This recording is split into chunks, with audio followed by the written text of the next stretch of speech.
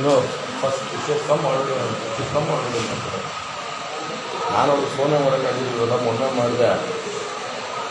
ಮಾಡಿದೆ ಹತ್ಕೊಂಡು ಕೂತ್ಕೊಳ್ಳೋಣ ಅದೇ ನೀನು ಫೋನೇ ಮಾಡಿಲ್ಲ ಏನು ಮಾಡ್ತಾ ಇದ್ದೀನಿ. ಬಂಧುಗಳೇ ನಮಸ್ಕಾರ, ಹೇಗಿದ್ರೆ ನೀವೆಲ್ಲರೂ. ನಾನು ಸುಬ್ರಹ್ಮಣ್ಯ ಎಸ್ ಹಂಡಿಗೆ. ಬಂಧುಗಳೇ, ವಿಡಿಯೋ ಶುರು ಮಾಡೋಕ್ಕೂ ಮುನ್ನ ನಿಮ್ಮಲ್ಲೊಂದು ಪ್ರೀತಿಯ ಮನವಿ. ನಮ್ಮ ಚಾನಲ್ನ ಕಂಟೆಂಟ್ ಇಷ್ಟ ಆಗ್ತಾ ಇದ್ರೆ ಮಾತ್ರ ಸಬ್ಸ್ಕ್ರೈಬ್ ಆಗೋದನ್ನ ಮರೆಯಬೇಡಿ. ಬಂಧುಗಳೇ, ಆರಂಭದಲ್ಲಿ ಒಂದು ವಿಡಿಯೋವನ್ನ ಗಮನಿಸಿದ್ರಿ. ಯಾರ ವಿಡಿಯೋ ನಿಮ್ಮೆಲ್ಲರಿಗೂ ಕೂಡ ಬಹಳ ಚೆನ್ನಾಗಿ ಗೊತ್ತಿರುತ್ತೆ. ನಿನ್ನೆ ಒಂದು ಆರೋಪ ಕೇಳಿ ಬಂತು. ಪ್ರಜ್ವಲ್ ರೇವಣ್ಣ ಅತ್ಯಾಚಾರ ಪ್ರಕರಣದ ಅಪರಾಧಿ, ಅಂದ್ರೆ ಆತ ಈಗ ಆರೋಪಿಯಲ್ಲ, ವಿಚಾರಣದಿಂದ ಕೈದಿಯಲ್ಲ, ಆತ ಅತ್ಯಾಚಾರಿ ಅನ್ನೋದು ಪ್ರೂವ್ ಆಗಿದೆ. ಅಥವಾ ಸದ್ಯ ಅಪರಾಧಿಯಾಗಿ ಆತ ಜೈಲಲ್ಲಿ ಜೀವಾವಧಿ ಶಿಕ್ಷೆ, ಜೀವನ ಪರ್ಯಂತ ಶಿಕ್ಷೆಯನ್ನ ಅನುಭವಿಸ್ತಾ ಇದ್ದಾನೆ. ನಿನ್ನೆ ಕೇಳಿ ಬಂದಂತ ಆರೋಪ ಏನಪ್ಪಾ ಅಂದ್ರೆ, ಈ ಪ್ರಜ್ವಲ್ ರೇವಣ್ಣ ಆರಾಮಾಗಿ ಫೋನ್ ಬಳಸ್ತಾ ಇದ್ದಾನೆ, ಜೈಲಲ್ಲಿ ಐಷಾರಾಮಿ ಜೀವನವನ್ನ ಕಳೀತಾ ಇದ್ದಾನೆ, ಯಾವುದೇ ರೀತಿಯಲ್ಲೂ ಕೂಡ ಆತನಿಗೆ ಅದು ಶಿಕ್ಷೆ ಅಂತ ಅನಿಸ್ತಾನೆ ಇಲ್ಲ ಎನ್ನುವಂತ ರೀತಿಯಲ್ಲಿ. ಆದ್ರೆ ಇವತ್ತು ಈ ವಿಡಿಯೋ ವೈರಲ್ ಆಗಿದೆ. ಅಂದರೆ ಆತನ ಐಷಾರಾಮಿ ಜೀವನಕ್ಕೆ ಸಂಬಂಧಪಟ್ಟ ಹಾಗೆ ಇದೀಗ ಸಾಕ್ಷಿ ಸಿಕ್ಕಿದೆ. ಬಂಧುಗಳೇ, ಇದು ಪ್ರಜ್ವಲ್ ರೇವಣ್ಣ ಪ್ರಕರಣದ ಸಾಕ್ಷಿ ಮಾತ್ರ ಅಲ್ಲ, ಇಡೀ ವ್ಯವಸ್ಥೆಯ ಹುಳುಕನ್ನ ಎತ್ತಿ ತೋರಿಸ್ತಾ ಇದೆ ಅಂದ್ರೂ ಕೂಡ ತಪ್ಪಾಗ್ಲಿಕ್ಕಿಲ್ಲ. ಏನು ಎತ್ತ ಎನ್ನುವಂಥ ವಿವರವನ್ನು ಗಮನಿಸ್ತಾ ಹೋಗೋಣ. ಬಂಧುಗಳೇ, ಸ್ವಲ್ಪ ಸಮಯದ ಹಿಂದೆ ನಾನೊಂದಷ್ಟು ಈ ಸನ್ನಡತೆ ಆಧಾರದ ಮೇಲೆ ರಿಲೀಸ್ ಆಗಿ ಬರುವಂಥವ್ರನ್ನ, ಅಂದ್ರೆ ಆ ಕೈದಿಗಳನ್ನ ಮಾತನಾಡಿಸಿದ್ದೆ ಅಥವಾ ಸಂದರ್ಶನ ಮಾಡಿದ್ದೆ. ಜನರಲ್ಲಿ ಜಾಗೃತಿ ಮೂಡಿಸುವಂಥ ಉದ್ದೇಶದಿಂದ, ಬೇರೆ ಯಾರು ಕೂಡ ಈ ರೀತಿ ಕ್ರೈಮ್ ಮಾಡಬಾರದು ಎನ್ನುವಂಥ ಕಾರಣಕ್ಕಾಗಿ ಜೈಲು ಹೇಗಿರುತ್ತೆ ಅನ್ನುವಂಥ ಭಯಾನಕತೆಯನ್ನು ತೋರಿಸುವಂಥ ಉದ್ದೇಶದಿಂದ ಅವ್ರು ಮಾತನಾಡುವಾಗ ಒಂದು ಮಾತನ್ನು ಹೇಳ್ತಾ ಇದ್ರು. ಸರ್, ಜೈಲಲ್ಲಿ ನಿಮಗೆ ಐಷಾರಾಮಿ ಜೀವನ ಕಳೆಯೋದಿಕ್ಕೆ, ಬಿಂದಾಸ್ ಲೈಫನ್ನು ಲೀಡ್ ಮಾಡೋದಿಕ್ಕೆ, ಅಥವಾ ಹೊರಗಡೆ ಹೇಗೆ ಸಾಮಾನ್ಯ ಜೀವನವನ್ನೇ ನೀವು ಅನುಭವಿಸ್ತೀರಿ, ಅದನ್ನು ಅನುಭವಿಸೋಕೆ ಎಲ್ಲ ರೀತಿಯಾದಂಥ ಅವಕಾಶ ಇದೆ. ಆದ್ರೆ ಅದು ಎಲ್ರಿಗೂ ಕೂಡ ಸಿಗೋದಿಲ್ಲ. ನೀವೇನಾದರೂ ತೀರಾ ಜನಸಾಮಾನ್ಯ ಆಗಿದ್ರೆ, ತೀರಾ ಬಡವ ಆಗಿದ್ರೆ, ನಿಮಗೆ ಜೈಲು ಅನ್ನೋದು ಅಕ್ಷರಶಃ ನರಕ. ನಿಜವಾಗ್ಲೂ ನೀವಲ್ಲಿ ಶಿಕ್ಷೆಯನ್ನ ಅನುಭವಿಸ್ತೀರಿ. ಇಲ್ಲ ನೀವು ಪ್ರಭಾವಿ, ನಿಮ್ಮ ಹತ್ರ ದುಡ್ಡಿದೆ, ನೀವು ರಾಜಕಾರಣಿಯೋ, ಸಿನಿಮಾ ನಟನೋ ಅಥವಾ ಇನ್ನೇನೋ ಆಗಿದ್ರೆ, ನೀವು ಅಲ್ಲಿನ ಐಷಾರಾಮಿ ಜೀವನವನ್ನ ಆರಾಮಾಗಿ ಅನುಭವಿಸಿಕೊಂಡು ಶಿಕ್ಷೆಯನ್ನ ಅನುಭವಿಸದ ರೀತಿಯಲ್ಲಿ ಇರಬಹುದು ಎನ್ನುವ ರೀತಿಯಲ್ಲಿ ಇದೆಲ್ಲವನ್ನು ಕೂಡ ನೋಡಿದಾಗ ಆ ಮಾತು ಇದೀಗ ಅಕ್ಷರಶಃ ಸತ್ಯ ಅನ್ಸೋದಿಕ್ಕೆ ಶುರುವಾಗಿಬಿಟ್ಟಿದೆ. ಬಂಧುಗಳೇ, ಯೋಚನೆ ಮಾಡಿ, ಪ್ರಜ್ವಲ್ ರೇವಣ್ಣ ಜೈಲಲ್ಲಿ ಶಿಕ್ಷೆಯನ್ನ ಅನುಭವಿಸ್ತಾ ಇರೋದು ಸಾಮಾನ್ಯವಾದಂಥ ಪ್ರಕರಣ ಅಲ್ಲ. ಇದೇ ಪ್ರಜ್ವಲ್ ರೇವಣ್ಣ ವಿಚಾರವನ್ನು ತೆಗೆದುಕೊಳ್ಳೋದಾದ್ರೆ, ಮಾಜಿ ಪ್ರಧಾನಮಂತ್ರಿಗಳ ಮೊಮ್ಮಗ ಆತ, ಮಾಜಿ ಮುಖ್ಯಮಂತ್ರಿಗಳ ಮಗ, ಅಂದ್ರೆ HD ಕುಮಾರಸ್ವಾಮಿ ಪ್ರಜ್ವಲ್ ರೇವಣ್ಣಗೆ ಚಿಕ್ಕಪ್ಪ ಆಗುವ ಕಾರಣಕ್ಕಾಗಿ. ಇನ್ನು ರೇವಣ್ಣ ಎಂತೆಂಥ ಅಧಿಕಾರವನ್ನು ಅನುಭವಿಸಿದ್ದಾರೆ ಗೊತ್ತಿದೆ. ಅವರ ಮಗ ಪ್ರಜ್ವಲ್ ರೇವಣ್ಣ, ಆತ ಎಲ್ಲಾ ಪ್ರಭಾವಗಳನ್ನ ಬಳಸೋದಿಕ್ಕೆ ಅವಕಾಶ ಇತ್ತು, ಅಥವಾ ಏನು ಬೇಕಾದ್ರೂ ಮಾಡುವಂತ ಅವಕಾಶ ಇತ್ತು. ಅದನ್ನು ಮೀರಿ ಆತ ಜೈಲಲ್ಲಿ ಶಿಕ್ಷೆಯನ್ನ ಅನುಭವಿಸ್ತಾ ಇದ್ದಾನೆ ಅಂದ್ರೆ ಆತನ ಕ್ರೈಮ್ಗೆ ಅದೆಷ್ಟು ಬಲವಾದಂತ ಸಾಕ್ಷಿ ಇತ್ತು ಅನ್ನೋದು ನೀವು ಯೋಚನೆ ಮಾಡಿ.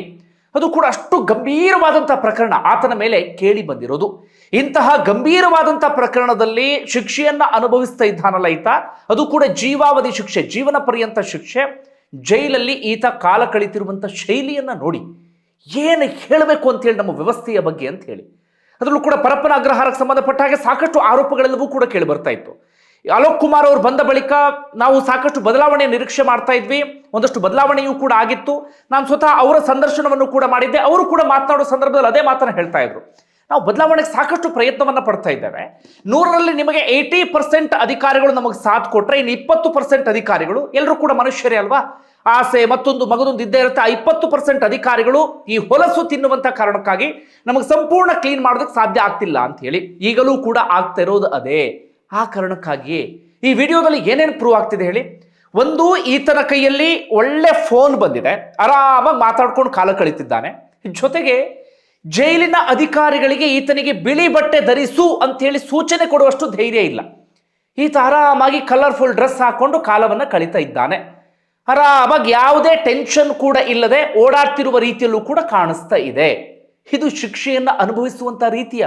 ಇನ್ನೊಂದು ಸಂಗತಿ ಏನಪ್ಪಾ ಅಂದ್ರೆ, ಈತನ ಫೋನ್ನಲ್ಲಿ ಪತ್ತೆಯಾಗಿದ್ದೇನು ಅಥವಾ ಪೆನ್ ಡ್ರೈವ್ ಅಲ್ಲಿ ಪತ್ತೆಯಾಗಿದ್ದೇನು, ಯಾವ ಆರೋಪದ ಮೇಲೆ ಈತ ಜೈಲಿಗೆ ಹೋಗಿ ಶಿಕ್ಷೆಯನ್ನು ಅನುಭವಿಸ್ತಾ ಇದ್ದಾನೋ, ಈ ಅಶ್ಲೀಲ ವಿಡಿಯೋಗಳು, ಅದೇ ಅಶ್ಲೀಲ ವಿಡಿಯೋಗಳು ಈತನ ಫೋನ್ನಲ್ಲಿ ಮತ್ತೊಮ್ಮೆ ಪತ್ತೆಯಾಗಿದ್ದಾವೆ, ಈತನ ಪೆನ್ ಡ್ರೈವ್ ನಲ್ಲಿ ಪತ್ತೆಯಾಗಿದ್ದಾವೆ.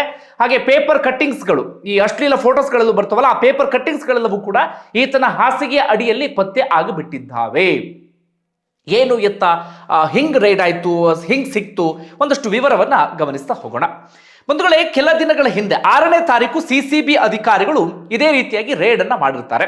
ಗೃಹ ಸಚಿವ ಪ್ರಿಯಾಂಕ್ ಖರ್ಗೆ ಏನೋ ಸೂಚನೆಯನ್ನು ಕೊಟ್ಟಿದ್ರಂತೆ. ಹೀಗಾಗಿ ರೇಡನ್ನು ಮಾಡಿರ್ತಾರೆ. ಪ್ರಮುಖವಾಗಿ ಟಾರ್ಗೆಟ್ ಮಾಡಿದ್ದು ಈ VIP ಸೆಲ್ನಲ್ಲಿ ಅಥವಾ ಹೈ ಪ್ರೊಫೈಲ್ ಇವರು ಅಂತ ಯಾರು ಕರೆಸ್ಕೊಳ್ತಾರೆ ಅಂಥವರ ಸೆಲ್ ಮೇಲೆ ರೇಡನ್ನು ಮಾಡ್ತಾರೆ.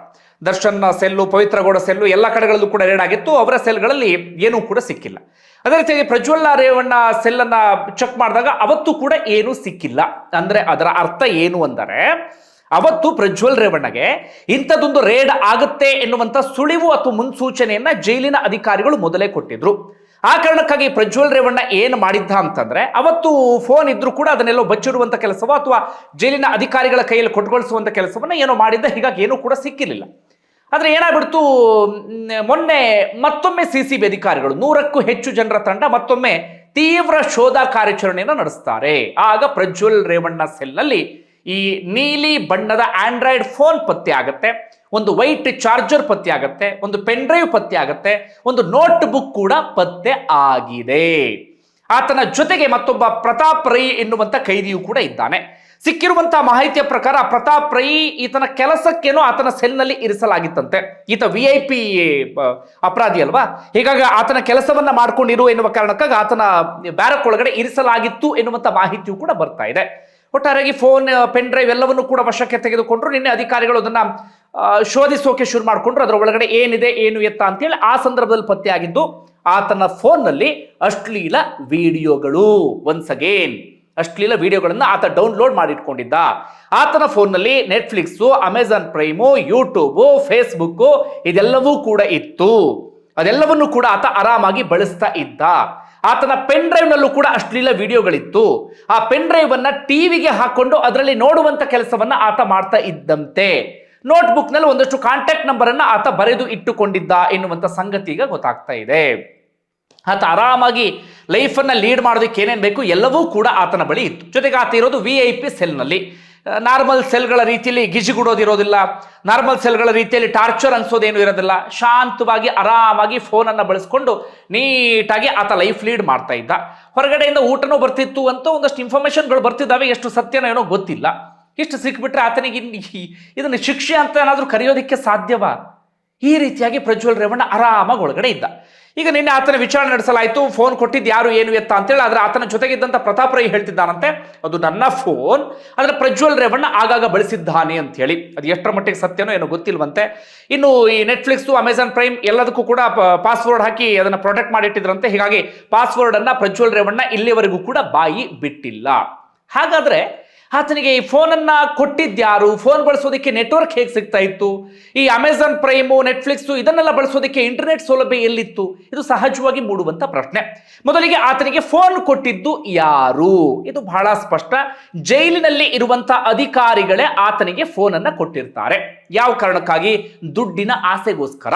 ಈತ ಹಣ ಇರುವಂಥವನು, ಈತ ಪ್ರಭಾವಿ, ರಾಜಕಾರಣಿಗಳ ಕುಟುಂಬದವನು ಎನ್ನುವಂಥ ಕಾರಣಕ್ಕಾಗಿ ಆತನಿಗೆ ಆರಾಮಾಗಿ ಫೋನನ್ನು ಅವರು ಸಪ್ಲೈ ಮಾಡ್ತಾ ಇದ್ರು. ಅದು ಸ್ಪಷ್ಟ. ಮೊದಲಿಗೆ ಅದು ಯಾರು ಅಂತ ಪತ್ತೆ ಹಚ್ಚಬೇಕು.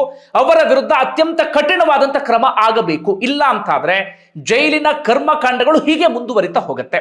ನೆಟ್ವರ್ಕ್ ವಿಚಾರಕ್ಕೆ ಜೈಲಲ್ಲಿ ಜಾಮರ್ ಇರುತ್ತೆ. ಈಗ ಗೊತ್ತಾಗ್ತಿರುವ ಸಂಗತಿ ಏನಪ್ಪಾ ಅಂದ್ರೆ ಏರ್ಟೆಲ್ ಕಂಪನಿಯವರ 5G ನೆಟ್ವರ್ಕ್ ಸಿಗ್ತಾ ಇತ್ತಂತೆ. ನಿನ್ನೆ ಅಲೋಕ್ ಕುಮಾರ್ ಅವರು ಏರ್ಟೆಲ್ ಕಂಪನಿ ಮೇಲೆ ಗುಡುಕ್ತಾ ಇದ್ರು.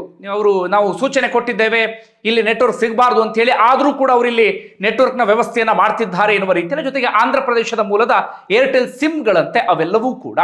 ಇನ್ನು ಈತ ಇದನ್ನ ಹೆಂಗ್ ಬಳಸ್ತಾ ಇದ್ದ ಇಂಟರ್ನೆಟ್ ಅನ್ನ ಅಂತ ಗಮನಿಸ್ತಾ ಹೋಗೋದಾದ್ರೆ, ಒಂದು ಏರ್ಟೆಲ್ ಸಿಗ್ತಾ ಇತ್ತಂತೆ 5G ನೆಟ್ವರ್ಕ್ ಒಂದು, ಮತ್ತೊಂದು ಜೈಲಲ್ಲಿ ವೈಫೈ ಇದೆಯಲ್ಲ ಆ ವೈಫೈಯನ್ನು ಕೂಡ ಈತ ಬಳಸ್ತಾ ಇದ್ದ ಎನ್ನುವಂತ ಅನುಮಾನ ಮೂಡ್ತಾ ಇದೆ. ಆ ಮೂಲಕವೇ ಈತ ಎಲ್ಲವನ್ನು ಕೂಡ ಆರಾಮಾಗಿ ನೋಡ್ತಾ ಇದ್ದಂತೆ. ಅದೇ ಗ್ಯಾಪ್ ಅಲ್ಲಿ ಒಂದಷ್ಟು ಅಶ್ಲೀಲ ವಿಡಿಯೋಗಳನ್ನು ಕೂಡ ಆತ ಆರಾಮಾಗಿ ಡೌನ್ಲೋಡ್ ಮಾಡಿಟ್ಕೊಂಡು ಅದನ್ನು ಕೂಡ ನೋಡುವಂತ ಕೆಲಸವನ್ನ ಈ ಪ್ರಜ್ವಲ್ ರೇವಣ್ಣ ಮಾಡ್ತಾ ಇದ್ದ. ಈಗಾಗಲೇ 2 ವರ್ಷ ಆಗಿದೆ ಆತ ಜೈಲನ್ನು ಸೇರಿ. ಹೀಗೆ ಆರಾಮಾಗಿ ನೆಟ್ಫ್ಲಿಕ್ಸು, ಅಮೆಜಾನ್ ಪ್ರೈಮು ಎಲ್ಲವೂ ಕೂಡ ಸಿಗ್ತಾ ಇದ್ರೆ, ಆರಾಮಾಗಿ ಮಾತನಾಡಬಹುದು ಅಂತಾದ್ರೆ, ಆರಾಮಾಗಿ ಕೆಲಸಕ್ಕೂ ಕೂಡ ಹೋಗೋದಿಲ್ಲ ಅಂತಾದ್ರೆ ಆತನಿಗೆ ಅದು ಜೈಲು ಅಂತ ಅನ್ಸೋದಿಕ್ಕೆ ಹೇಗೆ ಸಾಧ್ಯ? ಹೊರಗಡೆ ಇದ್ದಾಗ MP ಆಗಿ ಕೆಲಸವೊಂದು ಮಾಡ್ತಾ ಇದ್ದ, ಒಳಗಡೆ MP ಆಗಿ ಕೆಲಸವೊಂದು ಇಲ್ಲ ಅನ್ನೋದು ಬಿಟ್ರೆ, ಕಾರ್ಯಕರ್ತರ ಭೇಟಿ ಒಂದಿಲ್ಲ ಅನ್ನೋದು ಬಿಟ್ರೆ ಮತ್ತೆಲ್ಲವೂ ಕೂಡ ಆತನಿಗೆ ಆರಾಮಾಗಿ ಸಿಗ್ತಾ ಇದೆ. ಇನ್ನು ಏನೇನು ಸೌಲಭ್ಯವನ್ನು ಮಾಡಿಕೊಟ್ಟಿದ್ದಾರೋ ಗೊತ್ತಿಲ್ಲ. ಇದೆಲ್ಲವನ್ನು ಕೂಡ ನೋಡ್ತಾ ಇದ್ರೆ ಇದನ್ನು ಮೀರಿದಂಥ ಒಂದಷ್ಟು ಸೌಲಭ್ಯಗಳನ್ನು ಕೂಡ ಆತನಿಗೆ ಮಾಡಿಕೊಟ್ಟಿರುವಂಥ ಚಾನ್ಸಸ್ ಎಲ್ಲವೂ ಕೂಡ ಇದೆ. ಈಗ ಯಾರ್ಯಾರ ಮೇಲೆ ಕ್ರಮ? ಸದ್ಯಕ್ಕೆ ಜೈಲಿನ ಸಹಾಯಕ ಅಧೀಕ್ಷಕ ಈರಣ್ಣ ರಂಗಾಪುರವನ್ನು ಸಸ್ಪೆಂಡ್ ಮಾಡಲಾಗಿದೆ. ಜೈಲು SP ಆಗಿರುವಂತಹ ಅಂಶು ಕುಮಾರ್ ಅವರಿಗೆ ಒಂದು ಶೋಕಾಸ್ ನೋಟಿಸ್ ಅನ್ನು ಕೊಡಲಾಗಿದೆ. ಸದ್ಯಕ್ಕೆ ಇಷ್ಟು ಕ್ರಮ ಆಗಿದೆ. ಪ್ರಜ್ವಲ್ ರೇವಣ್ಣ ಮೇಲೆ ಏನು ಕ್ರಮ? ಆತ ಗ್ರಂಥಾಲಯ ಕ್ಲರ್ಕ್ ಕೆಲಸವನ್ನು ವಹಿಸಲಾಗಿತ್ತು. 500 ರೂಪಾಯಿ ಕೂಲಿಯನ್ನು ನಿಗದಿ ಮಾಡಲಾಗಿತ್ತು. ಆತ ಕೆಲಸಕ್ಕೂ ಕೂಡ ಹೋಗ್ತಾ ಇರಲಿಲ್ಲ. ಈಗ ಕೆಲಸಕ್ಕೆ ಹೋಗುವಂತ ಸೂಚನೆ ಕೊಟ್ಟಿದ್ದಾರಂತೆ. ಬಿಳಿ ಬಟ್ಟೆಯನ್ನು ಧರಿಸ್ತಾ ಇರಲಿಲ್ಲ. ಈಗ ಬಿಳಿ ಬಟ್ಟೆಯನ್ನು ಧರಿಸುವಂತ ಸೂಚನೆ ಕೊಟ್ಟಿದ್ದಾರಂತೆ.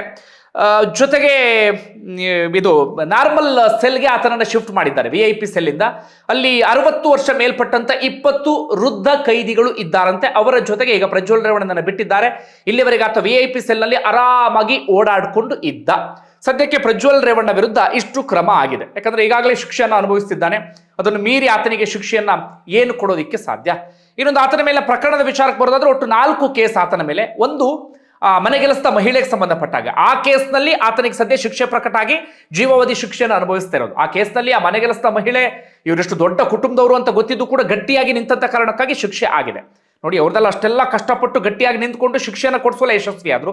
ಆದ್ರೆ ಒಳಗಡೆ ಹೋಗಿ ಆತ ಶಿಕ್ಷೆಯನ್ನು ಅನುಭವಿಸ್ತಾ ಇಲ್ಲ. ಇನ್ನೊಂದು 3 ಪ್ರಕರಣಗಳು ಬಾಕಿ ಇದ್ದಾವೆ. ಅವುಗಳ ವಿಚಾರಣೆ ನಡೀತಾ ಇದೆ. ಈತ ಹಿಂದೆ ಒಂದು ಮನವಿಯನ್ನ ಮಾಡ್ಕೊಂಡಿದ್ದ. ಅಂದ್ರೆ ನನಗೆ ಮೊದಲ ಪ್ರಕರಣದಲ್ಲಿ ಶಿಕ್ಷೆಯನ್ನು ಕೊಟ್ಟರಲ್ಲ ಜಡ್ಜ್, ಅವ್ರು ಈ ಕೇಸ್ನಲ್ಲಿ ಇರಬಾರ್ದು ಅಂತ ಹೇಳಿ. ಆದರೆ ಸುಪ್ರೀಂ ಕೋರ್ಟ್ ಅದನ್ನು ತಳ್ಳಿ ಹಾಕುವಂತ ಕೆಲಸವನ್ನ ಮಾಡಿದೆ. ಇನ್ನೊಂದು 3 ಪ್ರಕರಣಗಳಲ್ಲಿ ಆತನಿಗೆ ಶಿಕ್ಷೆ ಆಗೋದು ಬಾಕಿ ಇದೆ. ಜೊತೆಗೆ ಈಗಾಗಲೇ ಶಿಕ್ಷೆ ಆಗಿರುವಂತಹ ವಿಚಾರಕ್ಕೆ ಸಂಬಂಧಪಟ್ಟಾಗ ಆತ ಸುಪ್ರೀಂ ಕೋರ್ಟ್ ಹೋಗುವಂತ ಅವಕಾಶ ಇದೆ ಅಂತ ಒಂದಷ್ಟು ಪ್ರಯತ್ನಗಳು ಆಗ್ತಿದ್ದಾವೆ. ಅದರಷ್ಟು ಸುಲಭ ಅಂತೂ ಅಲ್ಲವೇ ಅಲ್ಲ. ಕಾರಣ ಈತನ ವಿರುದ್ಧ ಬೇಕಾದಷ್ಟು ಸಾಕ್ಷ್ಯವನ್ನು ಸಂಗ್ರಹಿಸುವಲ್ಲಿ SIT ಯಶಸ್ವಿ ಆಗಿದೆ.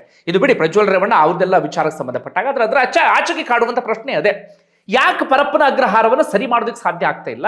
ಅಥವಾ ನಮ್ಮ ಜೈಲುಗಳನ್ನು ಯಾಕೆ ಸರಿ ಮಾಡೋದಕ್ಕೆ ಸಾಧ್ಯ ಆಗ್ತಾ ಇಲ್ಲ? ಹೀಗೆ ಆಗಿ ಬಿಟ್ಟರೆ ಹೊರಗಡೆ ಸಹಜವಾಗಿ ಕ್ರೈಮ್ಗಳ ಸಂಖ್ಯೆ ಜಾಸ್ತಿ ಆಗುತ್ತೆ. ಎಲ್ರಿಗೂ ಕೂಡ ಅನ್ಸುತ್ತೆ ಇಂಥ ವಿಡಿಯೋಗಳೆಲ್ಲವೂ ಕೂಡ ಬಂದಾಗ, ಒಳಗಡೆ ಆರಾಮಾಗಿ ನಾನು ಫೋನ್ ಬಳಸ್ಬೋದು, ಆರಾಮಾಗಿ ಒಳಗಡೆ ನನಗೆ ಬೇಕಾದ ರೀತಿಯಲ್ಲಿ ಲೈಫನ್ನು ಲೀಡ್ ಮಾಡ್ಬೋದು, ನಾನು ಏನು ಬೇಕಾದರೂ ಕ್ರೈಮ್ ಮಾಡಿ ಒಳಗಡೆ ಹೋಗಬಹುದು ಅಂತ ಸಾಕಷ್ಟು ಜನರಿಗೆ ಅನ್ಸೋದಕ್ಕೆ ಶುರುವಾಗುತ್ತೆ. ಯಾವಾಗ ಈ ವ್ಯವಸ್ಥೆ ಸರಿಯಾಗುತ್ತೆ ಅನ್ನೋದು ಸಹಜವಾಗಿ ಮೂಡುವಂಥ ಪ್ರಶ್ನೆ. ದುಡ್ಡೊಂದು ಇದು ಬಿಟ್ಟರೆ ಎಲ್ಲ ಬೇಕಾದರೂ ಆರಾಮಾಗಿ ಬದುಕಬಹುದಲ್ಲ ಅಂತ ಹೇಳಿ. ಎಲ್ಲಿ ನೋಡಿದ್ರು ಹೇಸಿಗೆ ತಿನ್ನುವಂಥ ಅಧಿಕಾರಿಗಳು, ಎಲ್ಲಿ ನೋಡಿದ್ರು ಭ್ರಷ್ಟರಾಗುವಂಥ ಅಧಿಕಾರಿಗಳು, ಲಂಚಬಾಕ ಅಧಿಕಾರಿಗಳು, ಈ ವ್ಯವಸ್ಥೆಯನ್ನ ಹೀಗಾದಂಥ ಸಂದರ್ಭದಲ್ಲಿ ಸರಿ ಮಾಡೋದಿಕ್ಕೆ ಸಾಧ್ಯವೇ ಇಲ್ಲ. ಒಟ್ಟಾರೆ ಬಂಧುಗಳೇ, ಏನಂತೀರಿ?